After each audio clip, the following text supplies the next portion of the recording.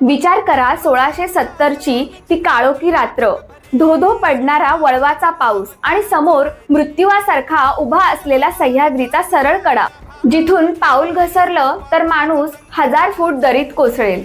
अशा कड्यावरून काही मावळे दोऱ्याच्या साह्याने गड चढत होते. कशासाठी? तर एका शपथेसाठी.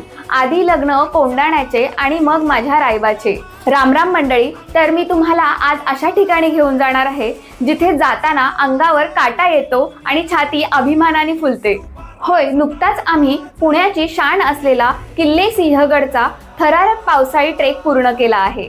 या व्हिडिओमध्ये आपण पाहणार आहोत गडावरचे पांढरे शुभ्र धुके, कोसळणारे धबधबे आणि तानाजी मालुसरे यांचा रक्तरंजित इतिहास आणि बरोबरच गडावरच्या माऊलींच्या हातची चुलीवरची झुणका भाकर आणि कांदा भजी.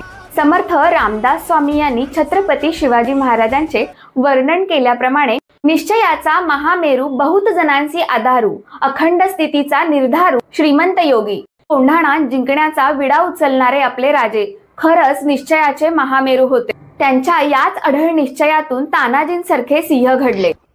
जर तुम्ही पायथ्याच्या अडकरवाडी गावातून ट्रेक सुरू केला तर गडावर पोहोचायला साधारण 1 ते 1.5 तास लागतो. 2 ते 3 किलोमीटरची ही चढाई कधी खडी तर कधी पायऱ्यांची आहे. पण आजूबाजूंची विहंगम दृश्ये पाहताना हा 1.5 तासाचा प्रवास कधी संपतो ते समजतच नाही. पावसाळ्यात सिंहगड म्हणजे जणू भूतलावरील स्वर्गच.